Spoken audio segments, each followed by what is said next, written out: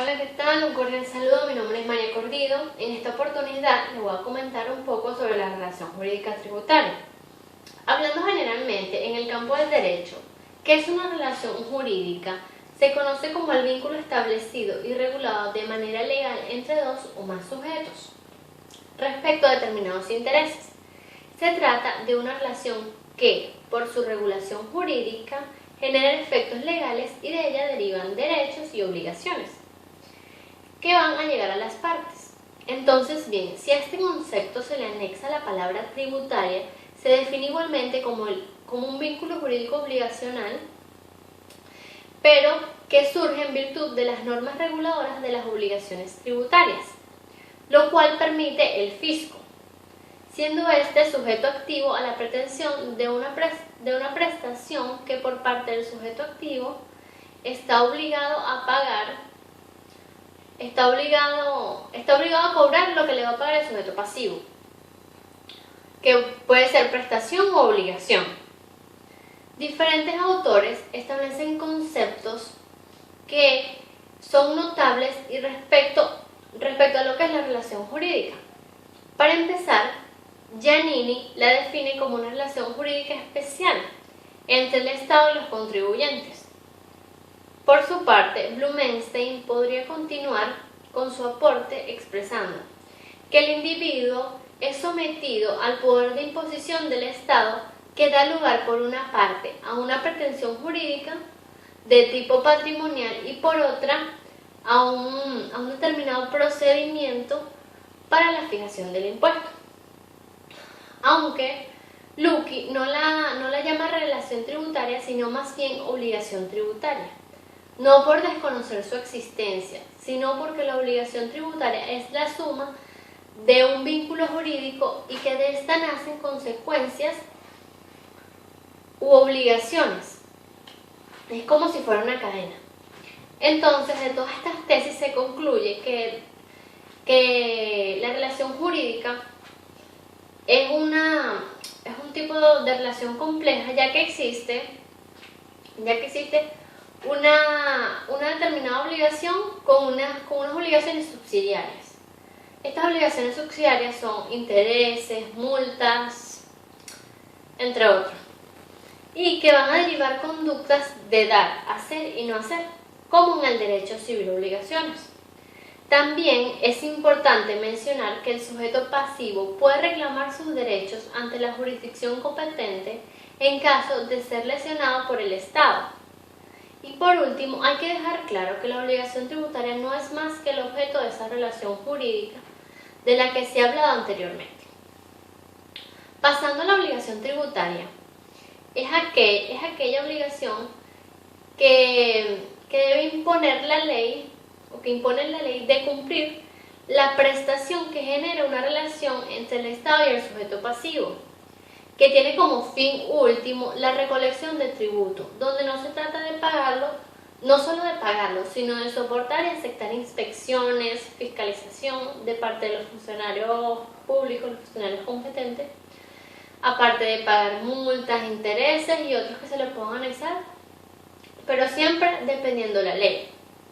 Existen factores que va a legislar esa misma rama.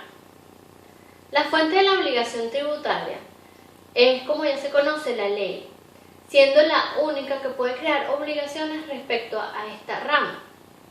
Esta es la ley, o como ya lo conocemos, el Código Orgánico Tributario. La base legal de la obligación se encuentra en el artículo 13 de este mismo código, que expresa que esta obligación surge entre el Estado y las distintas expresiones del poder público y los sujetos pasivos, cuando ocurra un supuesto de un hecho previsto en la ley y que dicha obligación constituye un vínculo de carácter personal, aunque su cumplimiento se asegure mediante garantía real o con privilegios especiales. Se habla de hacer una prestación de dar, hacer y no hacer por las siguientes razones. Primero, es de dar ya que se entregan sumas de dinero por parte del contribuyente al fisco, que es el pago como tal del tributo, el pago en especie. es de hacer porque se debe cumplir con los deberes formales que establece la ley. Las personas deben adecuarse a lo que diga el código, y también se convierte en una obligación de no hacer cuando se violentan dichas normas, y se tiene que pagar multas, intereses y otras consecuencias que establezca la ley por transgredir las normas que allí se estipulan. Por otra parte, es una obligación de derecho público, porque el fin único es satisfacer el gasto público y porque el acreedor es el Estado. Y como ya se conoce, el Estado es un ente público. La validez de la obligación tributaria se da por dos supuestos. Primero, tiene que existir una rama legal que la regule. En este caso, es el Código Orgánico Tributario. Y segundo, debe materializarse el hecho imponible como situaciones, procedimientos o circunstancias tipificados en esta ley, en este código como ya lo dije. Asimismo, el artículo 15 de este código establece que dicha validez no será afectada por circunstancias relativas a la validez de los actos grabados ni por la naturaleza del objeto perseguido, por los efectos que los hechos o actos grabados tengan en otro tipo de ramas jurídicas, siempre que se hubieran producido los resultados que constituyen el presupuesto del hecho de la obligación. Sus características principalmente son: para empezar, es un vínculo personal entre el Estado y el sujeto pasivo, porque se hace como una relación dependiendo de la ley que regula este tipo de relación. Por otra parte, como ya lo he mencionado anteriormente, es de derecho público y es irrenunciable, ya que el fin perseguido es el interés del Estado y es una norma que está establecida y que es inherente y nadie puede renunciar a esta. Es una obligación de dar porque consiste en la entrega de una cosa a otra o la transmisión de algún tipo de derecho. Su naturaleza es pecuniaria, ya que surge de la prestación de dar cantidades de dinero, sumas de dinero, moneda, etc. Su fuente es la ley, siendo actos emanados del Poder Legislativo y no acepta convenios de los particulares, es decir, no acepta un acuerdo entre el particular y el Estado, por decir, de boca o por contrato. Otra es que nace al producirse el presupuesto de hecho previsto en la ley. Generalmente los tributos son recolectados dependiendo del tipo de presupuesto que tenga el Estado para cubrir las necesidades públicas.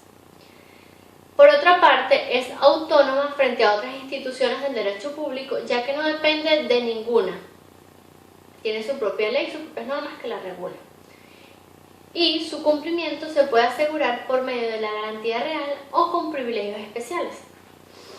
Pasando a los elementos de la obligación tributaria, son indispensables en toda relación jurídico-tributaria. Primero, el sujeto activo. Y como ya lo he mencionado constantemente, el sujeto activo lo conforma el Estado o la entidad pública a la cual se le ha delegado la potestad tributaria. Expresamente en la ley, o sea, siempre tiene que determinarlo la ley. Es el cargo de recaudar los tributos en forma directa a través de los diferentes organismos públicos a los que la ley otorga el derecho, como lo son el fisco, el INSE, el Fisco Nacional, Estatal y Municipal, el INSE, el SENA y otro tipo de organismos del Estado.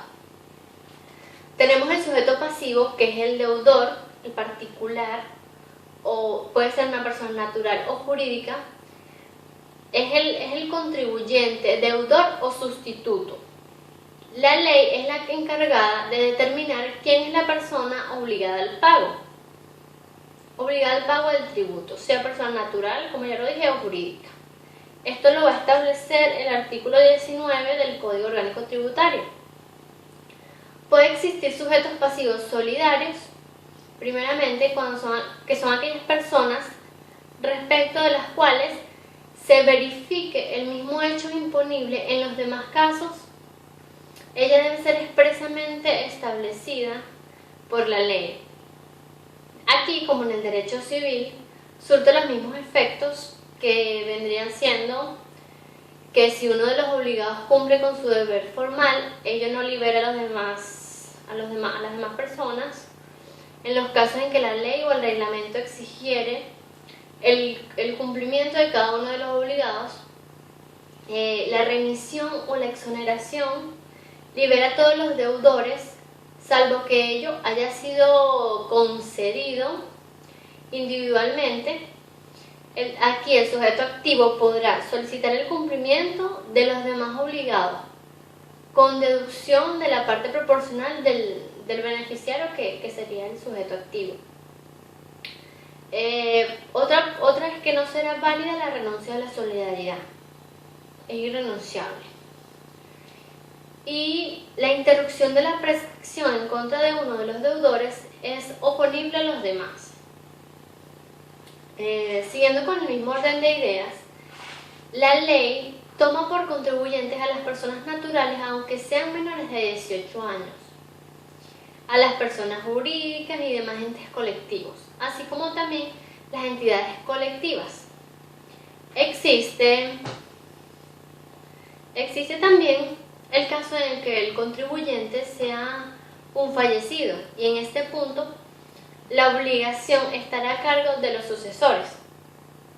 Puede darse el caso que sea un heredero a título universal, que es quien asume todos los derechos y obligaciones del contribuyente fallecido, y en caso de transferirse a un legatario, se obtiene por fusión de sociedades, que debe asumir las responsabilidades de las sociedades fusionadas a las que esta persona pertenezca.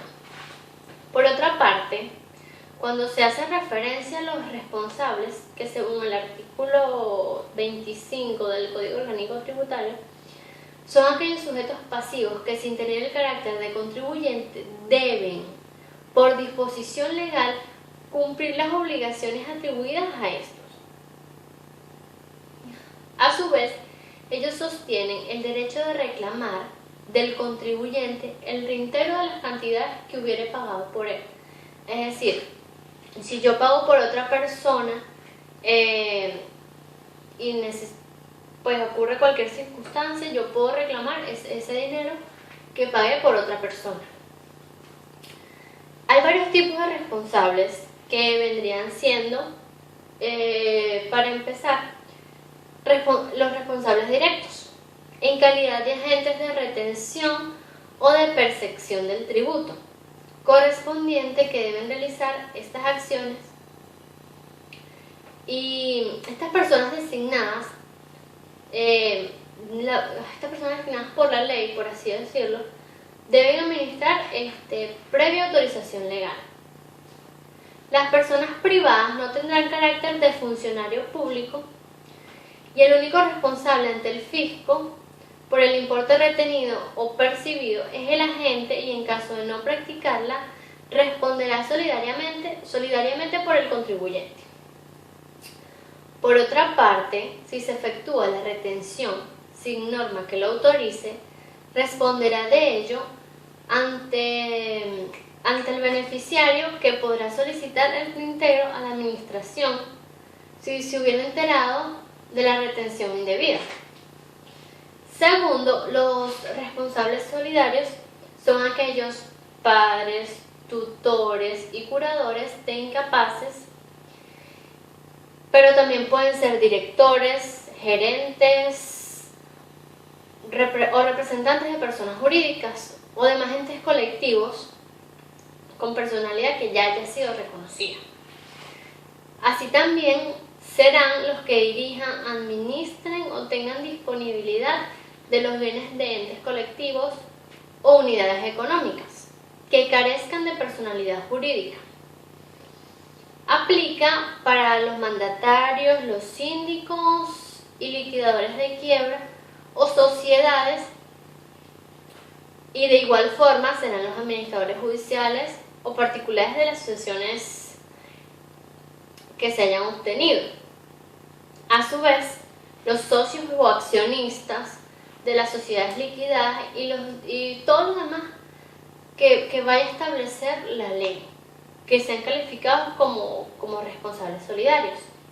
En este caso, la responsabilidad se limitará al valor de los bienes de que se trate o tengan, y de aquí subsistirá como tal la responsabilidad respecto a los actos que se hagan en vigencia de la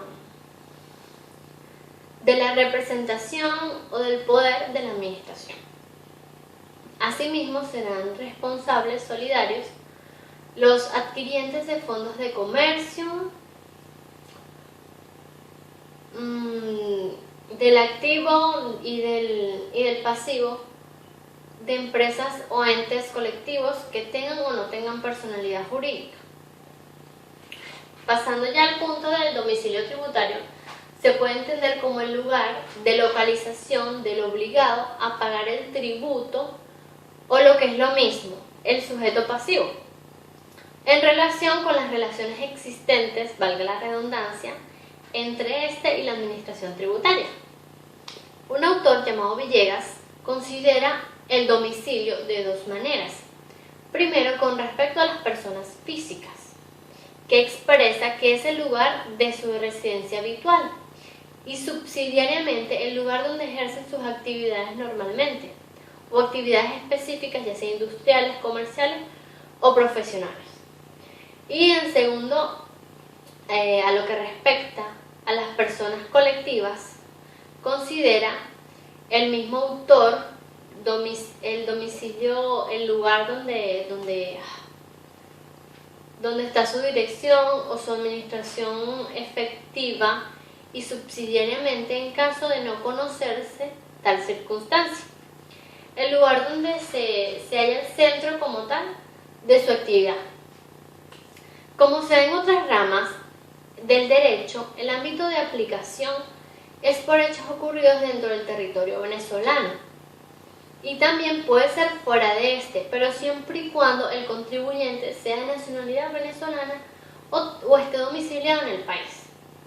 Es por esto que los sujetos pasivos domiciliados en Venezuela, donde se puede aplicar este derecho por su ámbito espacial, van a ser primero las personas naturales, nacionales o no, que hayan permanecido en el país por un periodo de más de 183 días en un año. Las personas naturales que hayan establecido su domicilio o su residencia en el país, salvo que el año del calendario, que en el año del calendario permanezca en otro país por más de 183 días y acrediten haber adquirido la residencia para efectos legales en ese otro país. Tercero, los venezolanos que desempeñen en el exterior funciones de representación o cargos oficiales de la República, cargos de los estados, de los municipios o de las entidades y que perciban remuneración de cualquiera de estos entes públicos. Tercero, las personas jurídicas constituidas en el país o que se hayan domiciliado en Venezuela, dependiendo de lo establecido en la ley, pues los extranjeros o personas naturales perderán su condición de domicilio en el país. Para empezar, cuando su permanencia en el territorio nacional fuese inferior a 183 días y acrediten haber adquirido residencia a efectos legales o fiscales fuera del territorio nacional. En este caso, estas personas deben demostrarlo ante la administración tributaria. Esto se va a demostrar a través de constancias expedidas por las autoridades competentes del país donde estén residiendo o del cual estén ahí todavía. Sin embargo, se presume que las personas naturales de nacionalidad venezolana se consideran domiciliadas en el país asimilando el término domicilio al de residencia, es decir, que a las personas que tengan residencia o domicilio se puede determinar como lo mismo. Y se tiene como domicilio de las personas naturales en Venezuela, primero, al lugar donde se desarrollen sus lugares civiles o comerciales. También puede ser el lugar de su residencia, como ya dije, para quienes desarrollen sus tareas exclusivamente bajo relación de dependencia y no tengan actividades comerciales o civiles independientes. Tercero, también el lugar donde ocurra el hecho imponible en caso de no poder aplicarse las reglas procedentes. Y por último, el que elija la administración tributaria en caso de que tengan más de un domicilio. También se tiene como domicilio de las personas jurídicas y demás entes colectivos en Venezuela el lugar donde está ubicado su sede principal, cuando son varias. Segundo, el lugar de su sede efectiva.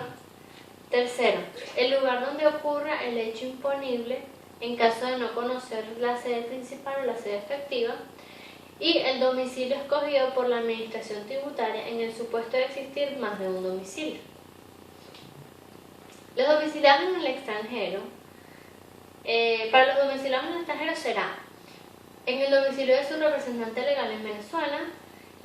Si no tuviera representante legal, el domicilio fiscal será aquel donde desarrolle sus actividades, negocios u operaciones en el país. Tercero, en caso de no tener ninguno de los mencionados, se considerará un domicilio fiscal, se considerará como domicilio fiscal el lugar donde perfeccione el hecho imponible que da nacimiento a la relación jurídico-tributaria y se establece un correo electrónico como domicilio. Este correo electrónico se tiene como un mecanismo más eficaz que permite una conexión más rápida, más segura, entre la administración y los contribuyentes o los responsables. Todos los contribuyentes tienen el deber de informarle al fisco cuando ocurra algún cambio de domicilio. El plazo para esto va a ser de no más de un mes, es decir, a partir de que se realice el cambio no tendrán más de 30 días para informar este cambio. Este cambio de directores, administradores, razón o denominación social de la entidad, cambio de domicilio fiscal, cambio de la actividad principal, cesación, suspensión o paralización de la actividad económica habitual del contribuyente. Y pues esto es un gran efecto o un gran factor influyente. Cuando se realiza un cambio de domicilio, uno de los efectos que va a surtir es respecto a la notificación, ya que la notificación es